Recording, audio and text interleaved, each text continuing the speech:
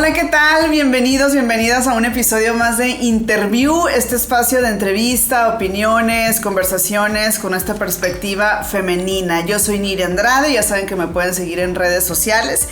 Y en este episodio mi invitada la recibo además con mucho gusto, tengo ya años de conocerla, ya habíamos coincidido también en otros espacios, en otros medios y me pareció importante, ideal, que Anaí participaras en este tema. Anaí Sayar, bienvenida, ¿cómo estás? Muchas gracias, Niria, y muy contenta de estar aquí el día de hoy. Gracias, voy a leer un poquito de ti, de tu trayectoria. Eres también como yo licenciada en Ciencias de la Comunicación. Te voy a decir maestra, porque además tú tienes una maestría en Desarrollo Regional por el CIAD y también eres especialista en Políticas Públicas y Perspectiva de Género. También dominas y conoces el tema.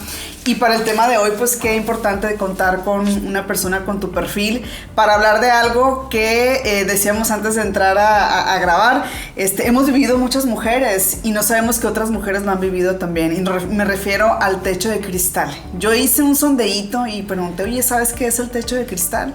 Y muchas personas me decían, no, nunca había escuchado de este término. Pero cada vez se habla más de él, a pesar de que ya el término tiene más de 40 años, Ana. Es correcto, es un término o un concepto más bien concepto que se acuñó a finales de los 70s y en realidad se refiere a cuando estás haciendo referencia a que una mujer no tiene a lo mejor las mismas oportunidades o presenta obstáculos en su carrera profesional para llegar a ciertos niveles un poco más altos, no gerenciales o de otro tipo de nivel dentro de la organización donde ella trabaja, donde ella labora. Ok, esos obstáculos que parece que son invisibles, como que no las vemos o sí, pero nos hacemos y no, ¿verdad? De todo tipo, ¿no? ¿Cómo cuáles, por ejemplo, son esos obstáculos, ¿no? Y por qué es importante también hablar de ellos. Cuando nos referimos a obstáculos, tú los puedes mencionar de muchas maneras, o sea, existen conceptos para mencionarlos. Te voy a decir, brechas de género, desigualdades de género dentro de las organizaciones. Cuando estás hablando de la conciliación de vida laboral, para las mujeres está documentado que es muchísimo más difícil hablar de una conciliación de tu vida laboral con otros espacios o otras esferas de tu vida. Nos estamos refiriendo a esferas como la familiar, tiempo de ocio, de hacer otro tipo de cosas, incluso religión o algo que te llame la atención. Es mucho más difícil para una mujer conciliar ese tipo de esferas, ¿no? Que para un hombre, que por lo regular, lo platicábamos justo antes de entrar al aire, ¿no? Si tú tienes en una competencia, vamos a decirlo así, vamos a ponerlo como ejemplo, están compitiendo para un mismo espacio, para un puesto más alto gerencial, un hombre y una mujer, va a ir en desventaja la mujer, sobre todo si tiene hijos, cosa que no le pasa al hombre. Si el hombre tiene hijos, al contrario, es como que te apoyo porque eres el sustento de tu familia, ¿no? Y no se piensa de la misma manera hacia una mujer. Aún y que cada vez hay más mujeres que son jefas de familia. Así es, y incluso está documentado que hay muchísimas más mujeres que son jefas de familia. Y también me imagino, Anaí, que existe una diferencia entre las mujeres que son solteras, las que están casadas, y los si tienes hijos o no tienes hijos, ¿no? Ahí también se va haciendo diferencias, ¿no? En esto ya estamos hablando directamente de diferencias o de diferencias de género, de brechas de género, porque no debería de tener hijos ser un obstáculo para ti como mujer para tratar de avanzar en tu carrera profesional. Sin embargo, lo es porque por una cuestión, te lo voy a mencionar así con esta palabra, una cultura patriarcal en la que las mujeres estamos inculcadas o hemos aprendido culturalmente a cuidar de otros. Entonces, si tú tienes hijos, vas a ser más ausente en tu trabajo. Si los hijos se enferman, tú tienes que ir. Si hay juntas de padres de familia, normalmente va siempre la mamá. Entonces es como esta cultura que no se dice, pero que existe y que nos ha pasado a muchas mujeres, pues. Entonces sí tienes como una diferencia entre si una persona o otra mujer que está compitiendo contigo no tiene hijos o no tiene familia o no tiene incluso personas que dependan de ella, porque muchas veces ni siquiera son tus propios hijos. Tú cuidas a tus padres o a tus suegros o a otras personas, ¿no?, que dependen de ti. cuidadora. Me acordé de una comida con 3 compañeras de trabajo, y entonces a una de ellas nos empieza a platicar en donde trabaja todas las cosas y todos los programas de los que se hace cargo, muchísimos programas a su cargo. Entonces yo la pregunta que le hice, oye, pero ¿cómo puedes hacerte cargo de casi ya conté como 10 programas que están como? Y ella misma dijo, bueno, lo que pasa es que yo soy soltera, no tengo hijos, vivo con mis papás, ¿no? Correcto. Entonces, es decir, también creo que las mujeres somos conscientes de cuál es el escenario en el que también se nos da esto de poder, a lo mejor ocupar más de nuestro tiempo en el trabajo, ¿no? Sí, es correcto. Y eso ya es decisión propia de cada mujer. Claro. No tener o no tener familia es un derecho al que todas tenemos que tener acceso a, pero no debería de ser una condicionante dentro de tu carrera profesional. Como si tienes hijos, entonces ya no puedes acceder a este tipo de otros empleos. Hablemos, por ejemplo, de un supuesto. Yo tengo experiencia en el ámbito minero. Entonces es viajar, ir a las minas, estar en campamentos por semanas, y es un espacio que está masculinizado porque normalmente pues son los hombres los que se pueden ausentar, porque si no, ¿quién cuida a los hijos, ¿no? Uh-huh. Entonces hay espacios en los que sí hay una mujer que si quieren, entonces las ofertas para ellas son vente, pero vente con toda la familia. Entonces a la empresa le cuesta más.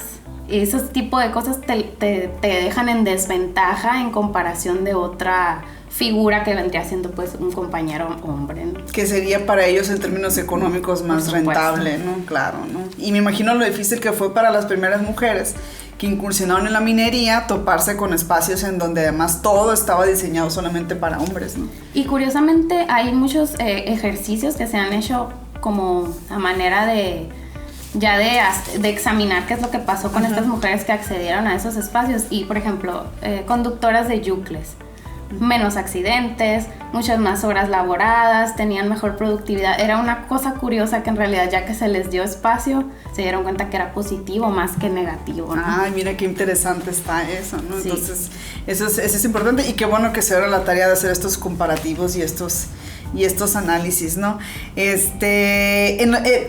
Una experiencia personal que tuve yo hace algunos años, te decía, es tener que dar un curso en donde íbamos a hablar sobre el lenguaje incluyente en medios de comunicación, ¿verdad? Y me topo con que yo desconocía este concepto, ¿no? Y al empezar a buscar información y al empezar a ver otros ejemplos de otras mujeres, daban ellas ejemplos, ¿no? De cuál es el techo de cristal, y entonces me doy cuenta de que me ocurrió en algún momento, ¿no? Detalles simples, Anaí, y ya tú me complementas con algún otro que a lo mejor se me pase, ¿no? Estás en una reunión, tienes una idea, te ignoran, pero si un compañero tiene esa misma idea, es una excelente idea. Vamos a hacer eso que acabas de decir. Me Perfecto. pasó también, me pasó. ¿Qué otra? Mansplaining se llama. Bueno, ¿cómo se llama? Mansplaining. Ese es el nombre, tiene un nombre. Pasa seguido entonces. Sí, o van a empezar una reunión y hay que poner café, entonces ¿quién es la persona indicada para hacerlo? La mujer que está dentro del área de la junta, ¿no? Ya casi te lo adjudicas como propio, porque si tú no lo haces nadie más lo va a hacer. Pues. Uh-huh. Ese es otro de los ejemplos que pasan mucho, que tiene que ver con estos techos de cristal. Uh-huh. Que son cosas finas que ni siquiera a veces somos conscientes que existen, pero que están ya tan interiorizadas, tan normalizadas, que no las ves. Uh-huh. Por ejemplo, la persona que acuñó este término, me imagino que debe ser también una de las tantas que se dio cuenta de lo que ocurría en estos espacios por allá a finales de los 70s, decía ella que le decía a su jefe muy a menudo, sonríe más. ¿No? Como también está esto de que pues somos mujeres, pues tenemos que sonreír, ¿no? Sí. ¿No? Y luego también se ve mal, por ejemplo, a una mujer con carácter, por ejemplo, ¿no? O sea, o exigente, ¿no? Cuando a los pares masculinos pues se les ve como algo positivo, ¿no? ¿Qué pasa ahí? ¿Por qué? Esa es parte de los estereotipos de género con los que vivimos. Que se combinan, yo creo, ¿no? Sí, o sea, los tenemos muy aprendidos, muy interiorizados, como te decía. Algo que puedes ver positivo en un hombre lo ves negativo en una mujer, pues aunque estén en el mismo nivel, incluso académicamente, de conocimientos, ya de lo que hayan aprendido en la escuela y ya como han ido su carrera dentro de la organización en la que están. Como bien dices, o sea, por ejemplo, yo que tengo mucho contacto con investigadores e investigadoras, tú ves a una investigadora exigente y dices, está masculinizada, ¿no? Su manera de ser líder es muy masculina. Y en realidad no, o sea, es una mujer que es exigente, que pide las cosas, que esto, pero no se le ve de esa forma, se le ve de una connotación negativa, porque no es parte de lo que se te está pidiendo. Tú tienes que sonreír, tú tienes que verte bien, tienes que no hablar, tienes que no dar tu opinión, no ser una mujer calladita nada más. Entonces también es como romper, la idea también es romper con esto, ¿no? Con estos estereotipos, ¿no? Que hay. Sí, aparte de ese tema que te comentaba ahorita fuera del aire, existe ya también el concepto del suelo pegajoso. Suelo pegajoso. ¿Qué significa mujeres que van saliendo de su carrera profesional o que ya son egresadas y cómo batallan para ese primer empleo? Y estamos hablando de un primer empleo que sea necesariamente a lo que estudiaste, ¿no? Que te puedas dedicar literalmente a lo que tú estudiaste. Entonces, como te piden, te pasó y nos pasó, yo creo, a muchas mujeres, mucha experiencia, habla inglés, hace esto, ten toda esta experiencia, pero en realidad no has tenido oportunidad de tenerla porque vas egresando. Entonces, es como ese primer despegue, el suelo pegajoso, por eso se le llama así, porque no tienes como ese acceso al primer trabajo, ¿no? Y te vas resbalando pues ahí porque es complicado. Se acaba de acuñar hace poco, no lo había escuchado. No tiene tantos años como el de Techos de Cristal, pero se está utilizando ya de una manera de explicar cómo vas hacia arriba y cómo empiezas desde abajo, ¿no? Y como para poderlo ligar. Y está interesante porque ahorita decíamos que ya en las universidades hay más mujeres también. Estamos 50 y 50 ya, incluso en carreras que antes eran masculinizadas o también carreras que son feminizadas, como por ejemplo trabajo social o enfermería, que te digo, también habla de esta cultura del cuidado, ¿no? Ya también hay hombres en esas carreras, pero en ingenierías, que antes no se veían muchas mujeres, están 50 por 50, ¿no? Okay, eso es muy positivo también. Es positivo, sin embargo, no es tan positivo cuando ya te das cuenta que la oferta y la demanda no es la misma. O sea, tú sales de la carrera y ¿dónde te colocas? No hay tantas oportunidades en realidad. Están egresando muchos estudiantes y estudiantes, hombres y mujeres, pero no hay donde se coloquen. Entonces también hay que irnos por el espacio de las políticas públicas y de tratar de hacer pues un mejor lugar, por ejemplo aquí dentro de nuestro propio estado. ¿Dónde vas a colocar a tantos ingenieros mineros, ¿no? ¿Dónde vas a colocar a tantos ingenieros en sistemas? Ingenieros e ingenieras, porque pues como te digo, ya la verdad es que la currícula va a la par. Okay. Y otro ejemplo que yo me imagino entra también en esto del techo de cristal es el tema del sueldo, bueno, que también existe otro término que es la brecha salarial. Brecha salarial, pero yo siempre me pregunto, bueno, ¿y pero por qué, no? Entonces, y parte de esto es lo que tú comentabas al principio. A mí me tocó en una ocasión un amigo que me tocó, él renuncia a su puesto y tiempo después yo ocupo esa vacante en la que él estaba, era nivel jefatura. Y después me lo encuentro en otro espacio, en otro lugar, y él, que siempre ha sido muy transparente conmigo, da por hecho que hablar de sueldos es un tema que, porque somos de mucha confianza, ¿no? Entonces me dice, oye, pues entonces te va muy bien ahí, ¿no? Ganas tanto, me dice, ¿no? Y la verdad es que no ganaba lo que le pagaban. A mí me pagaban eso, tú ganas esto, ¿no? Me dice, yo sé cuánto ganas como porque... lógicamente. Como lo sacó como muy lógico, pues si yo estaba en ese puesto, yo gano esto, pues es lo que tú ganas. Pero, oh, sorpresa, que a mí me estaban pagando menos que a él. Entonces yo dije, ¿pero por qué? Entonces ahí fue como un shock, ¿no? De, ¿cómo? Y bueno, ya en ese momento yo iba a renunciar, ya faltaba como un mes. Bueno, ya me había avisado que me iba a ir, una cosa así, ya me iba a ir fuera de la ciudad. Y ya ni siquiera fue como un tema de ponerlo sobre la mesa, pero yo después pensé que hubiese pasado si yo me hubiera quedado ahí más tiempo. O sea, hubiera hablado, me hubiera atrevido a hablar, a decir, a pedir un aumento. ¿Qué pasan en estos contextos, Anaí? En tu experiencia, ¿qué has visto? Normalmente hablar de sueldos y salarios no es algo que pase muy comúnmente. Esta experiencia que te pasó a ti nos ha pasado a todas en N de ocasiones, ¿no? ¿Y por qué? Porque las mujeres aceptamos puestos donde nos pagan menos. Primero, por desinformación, porque no sabemos cuánto le pagaban a la persona anterior. Segundo, por necesidad. O sea, tú necesitas trabajar, necesitas ganar. Y como ya tienes esta experiencia de trabajar en otros puestos en donde, por ejemplo, tú y yo somos comunicólogas, entonces no es una carrera que sea muy bien pagada, tenemos como ya ese conocimiento de más o menos a cuánto puedes acceder de sueldo, entonces cualquier oportunidad que sea un poco mejor, tú la tomas sin siquiera averiguar o sea, cuánto le pagaban al anterior, no es algo de lo que se hable comúnmente. Sin embargo, sí es algo que las personas que están dentro de recursos humanos, por ejemplo, dentro de las organizaciones, sí lo hacen con alevosía y ventaja. Pues si tienes a ciertos candidatos, incluso dentro de la misma entrevista o el proceso de selección les ofrecen sueldos distintos. Es algo que es una actividad y una práctica que se da muy comúnmente. ¿A qué se Sin debe embargo, que- los candidatos no saben eso. ¿Y por qué ofrecen sueldos distintos? ¿O en qué se basan? ¿O en qué, lo que mencionamos ahorita? Justamente en que una mujer va a acceder a un menor sueldo porque tiene una necesidad. Esa es la primacía, pues, o sea, porque tiene una necesidad va a acceder a un mejor sueldo, un hombre no.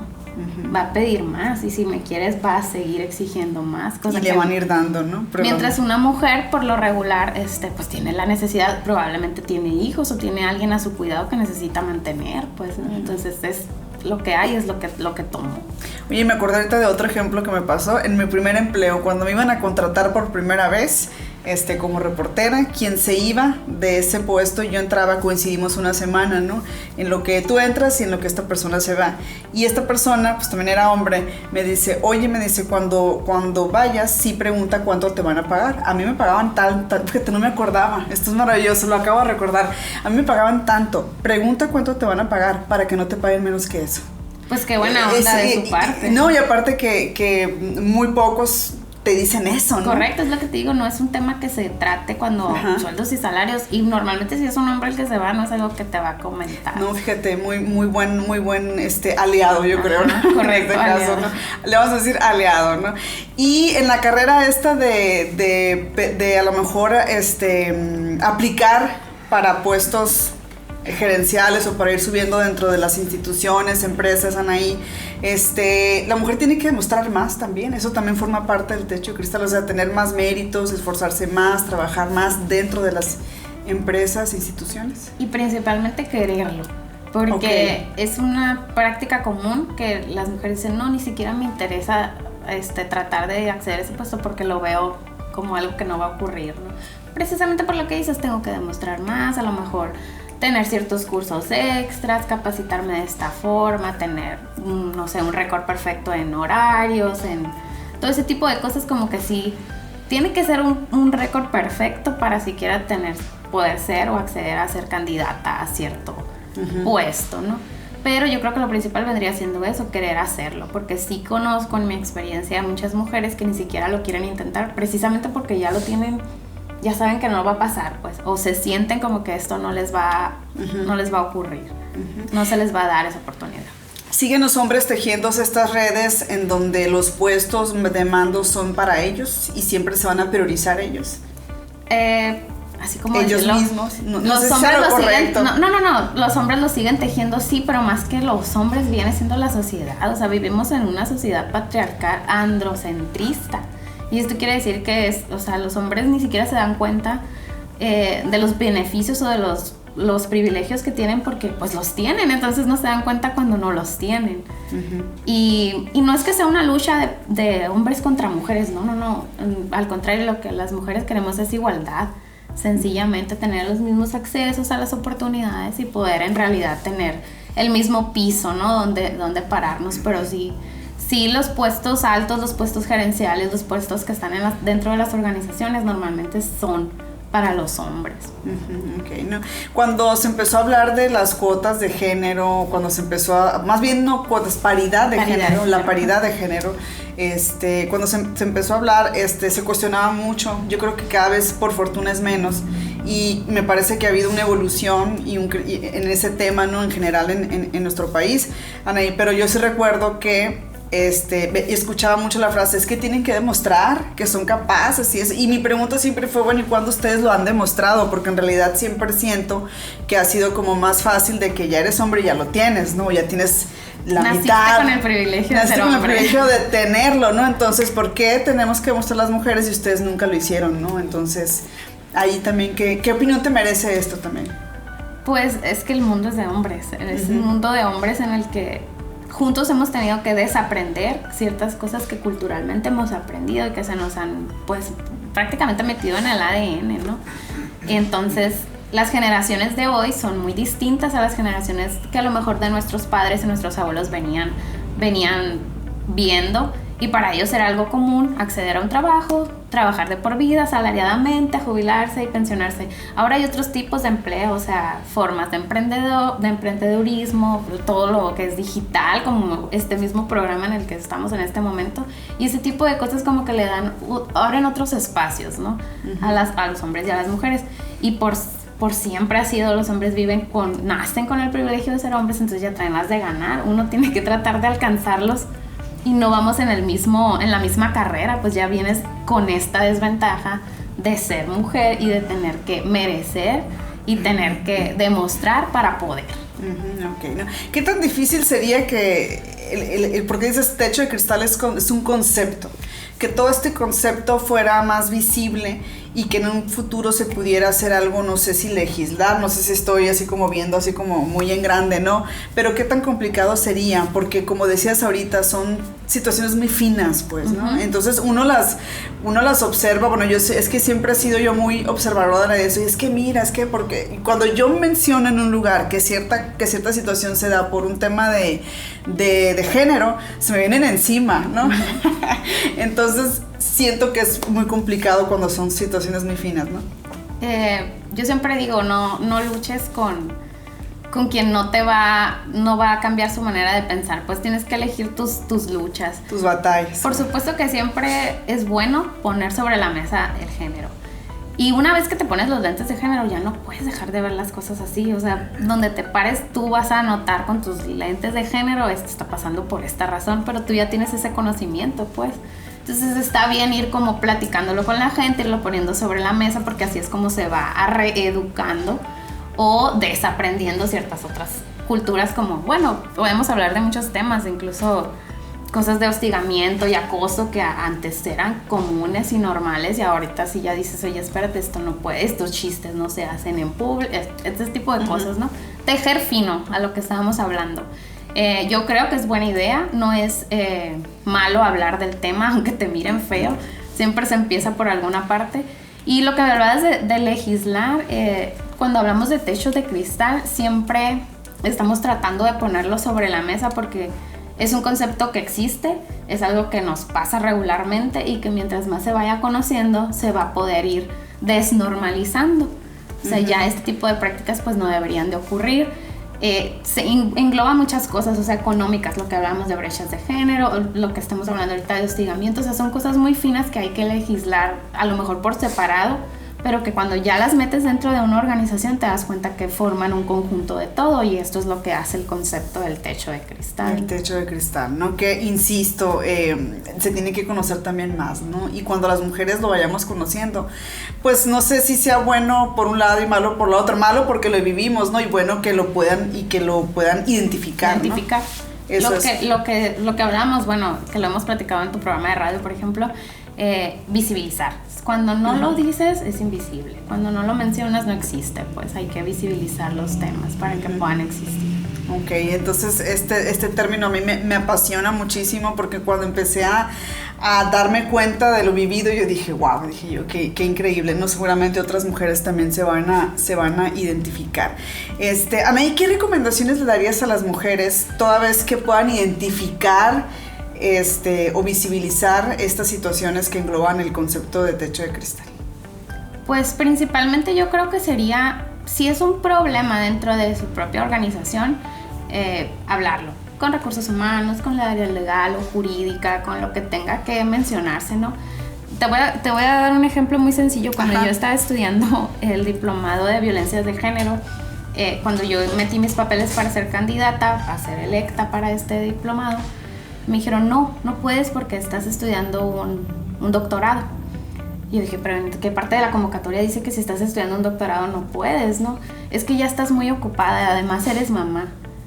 Y yo, no, sí puedo, o sea, no me digas que no puedo por esa razón. Dime que no puedo porque no estoy calificada, porque no tengo las credenciales o lo que tú quieras. Al final de cuentas me dieron la oportunidad de hacer el diplomado, pues.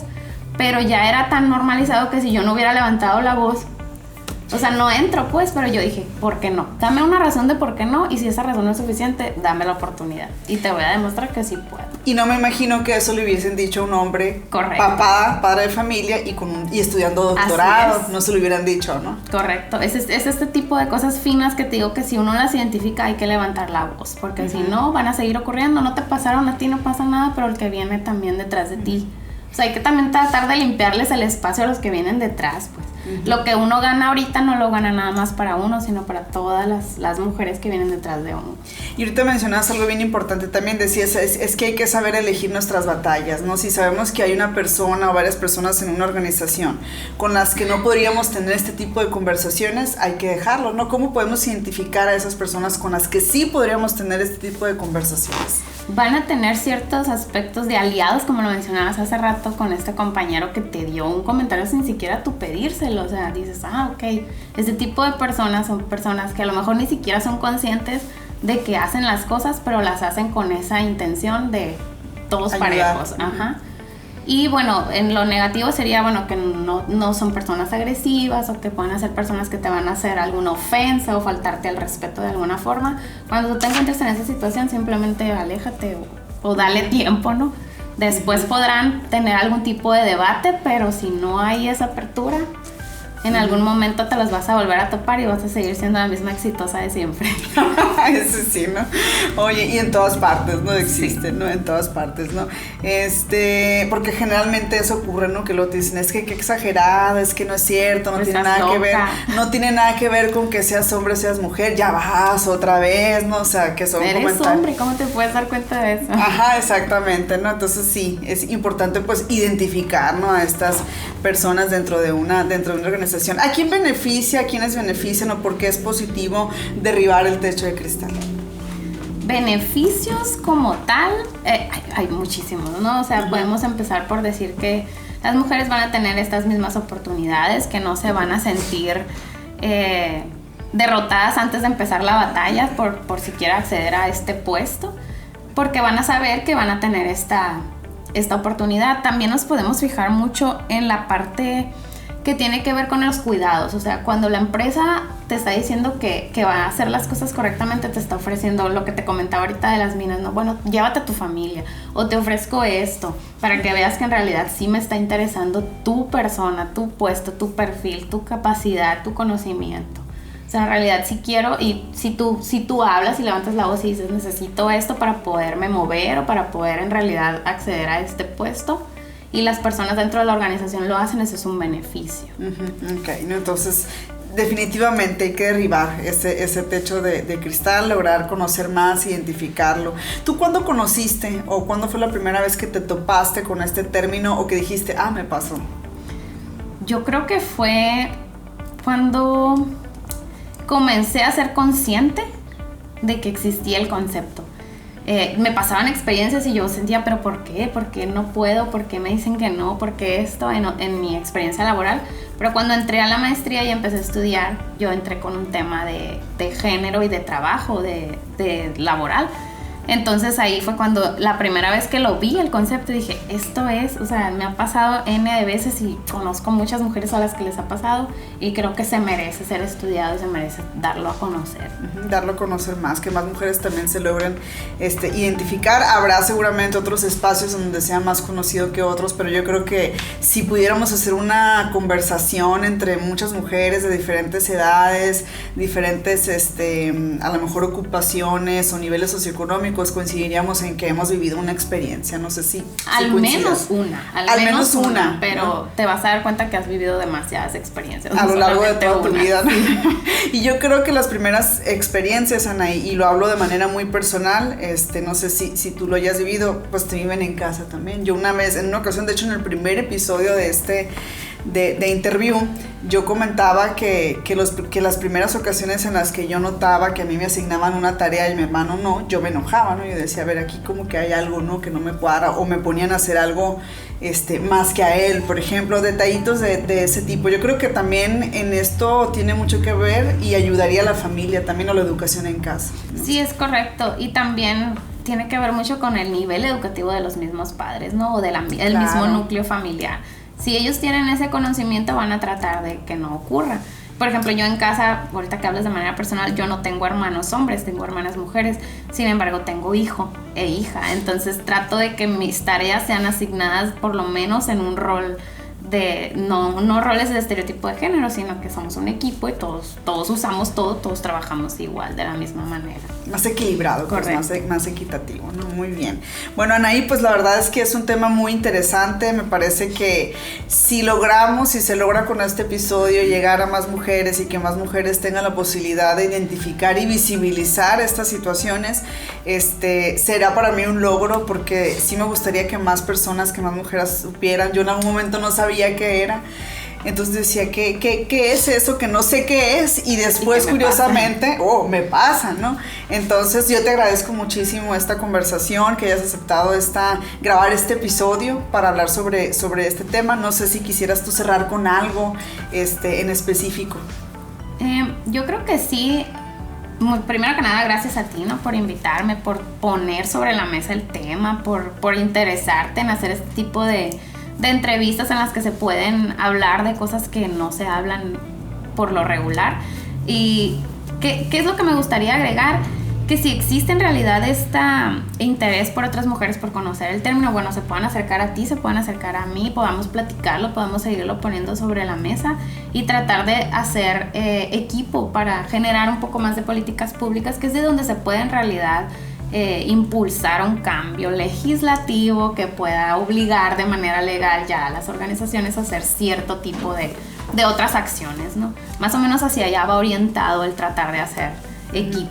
Yo creo que se están haciendo muchas cosas en términos laborales, por ejemplo, y me parece que este es un área de oportunidad muy, muy interesante, porque podríamos beneficiar a muchísimas mujeres, ¿no? Entonces, correcto. Excelente. Bueno, pues muchísimas gracias, Anaí Sayar, maestra Anaí, gracias por estar aquí, y gracias también a ustedes por seguir todos los episodios de Interview. Este es un espacio construido justamente para eso, para poner sobre la mesa este tipo de temas y para generar opinión y también conversación con este enfoque que siempre, en donde siempre priorizamos a las mujeres. Muchísimas gracias, ya saben que me pueden seguir en mis redes sociales y nos vemos en el próximo episodio.